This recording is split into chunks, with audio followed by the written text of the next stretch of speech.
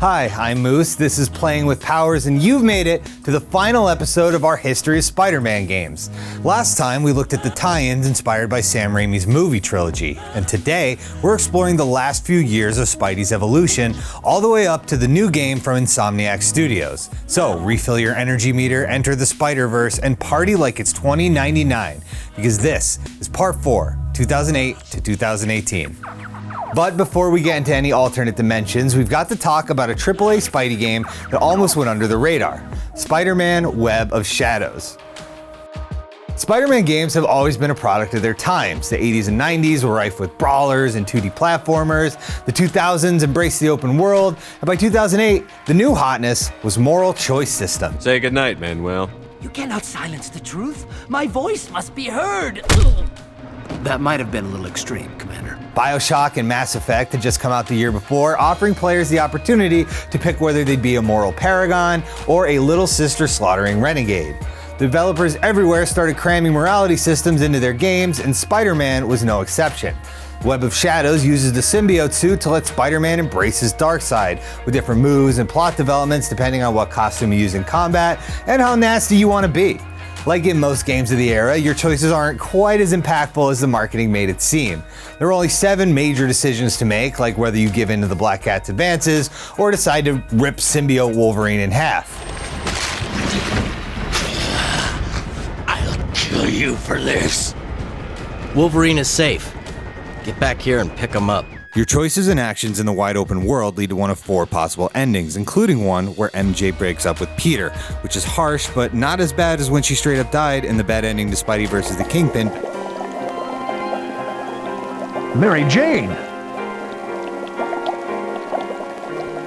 Web of Shadows is no slouch as far as Spidey games go. Even its DS port is a solid take on a web-slinging Metroidvania, but it exists in a weird space in the Spidey canon. Memories of the Raimi trilogy were still fresh, and salt still lingered from the poor reception to Spider-Man 3. It may have been too soon for an all-new take on the character, but just 2 years later, fans were ready to embrace 4 in Spider-Man Shattered Dimensions. Spidey is one of the most versatile characters in all of comics, and he's been translated into dozens of Elseworlds and alternate realities, from 1602 to the spectacular Spider-Ham. Is that a cartoon pig? Focus! Shattered Dimensions was an attempt to unite 4 very different takes on the character as they assist Madam Web in her quest to unite the cosmic MacGuffins known as the Tablets of Order and Chaos. Gameplay-wise, it strays from the wide-open structure of its predecessors in favor of a linear, dimension-hopping adventure. Each Spider-Man has their own unique look and combat style. The mainstream Amazing Spidey lives in a colorful comic book world, using his arsenal of web-based weapons to control crowds. Ultimate Spidey is ensconced in the symbiote suit, giving him God of War-esque brawling abilities in a cel-shaded style. Spider-Man 2099 was focused on speeding through a bright neon future, and Noir's stealthy sections have a realistic tone and filmic filters that made it resemble the Batman Arkham series. It's an awesome tribute to Spidey history, especially when you consider that each version is voiced by someone who's played Peter Parker in the past. Amazing is voiced by Neil Patrick Harris from the 2003 MTV show. Noir is played by Christopher Daniel Barnes of the 90s animated series. Miguel O'Hara is Dan Gilvezan from Spider-Man and His Amazing Friends. And Josh Keaton from The Spectacular Spider-Man plays Ultimate Spidey. Gentlemen. I really hate this fella. Come on, he's a blast to kick in the face. Pal, you got shot! The universes aren't exactly like their comic counterparts, but it's an awesome tribute to some interesting iterations of Spider-Man, courtesy of writer Dan Slott, who was inspired by his work on Shattered Dimensions when he created the 2014 Spider-Verse comics event, which paved the way for the amazing-looking animated feature. How many more spider people are there? Save it for Comic-Con. What's Comic-Con? Let's go! The game was followed up by Spider-Man Edge of Time, which played similarly but half the number of available Spider-Men, with only Amazing and 2099 making the cut for the time-traveling sequel.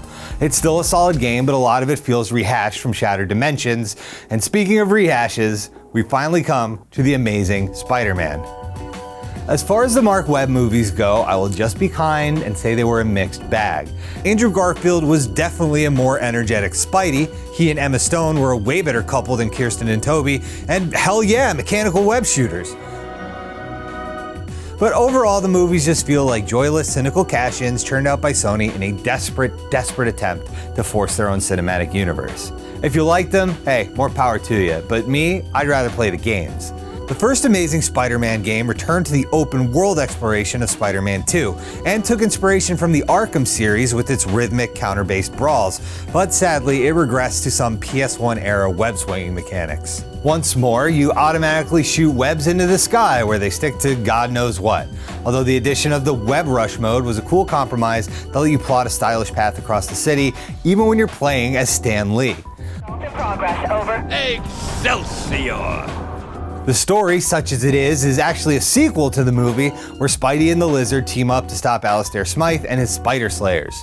Other non-movie appearances include Vermin, the Scorpion, and a mutated Rhino, who would be immediately retconned as Paul Giamatti in a mech suit in the next movie. I am Rhino! I told you I would be back!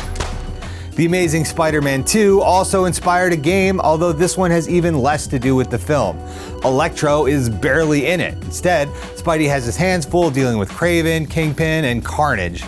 I do appreciate it ties up the loose end of Uncle Ben's killer. Horrible.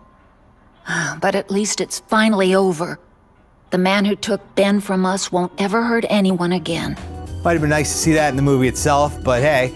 And the web swinging makes a little more sense compared to the first game, with each shoulder trigger controlling a separate web shooter. This was also Spidey's first major appearance on the PS4 and Xbox One, unless you count the Lego games. But Amazing 2 was developed with the older systems in mind, so they were limited and couldn't quite go ham with the graphics. We just finished level 3 and need to tighten up the graphics a little bit. Great. And my mom said I would never get anywhere with these games. This was the last Spider-Man game before Activision lost the license in 2014, which, by the way, is the reason so many of the games we covered in this series are no longer available for purchase.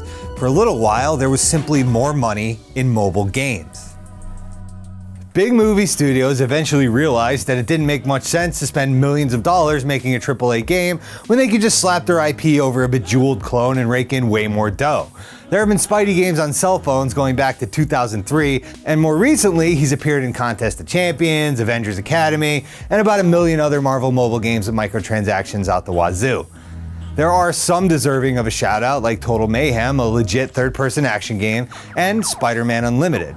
Not to be confused with the extremely bizarre follow-up to the 90s animated series, Unlimited is a Temple Run style endless runner with boss fights, tons of bonus costumes, and an energy system that makes you pay if you want to play it without waiting.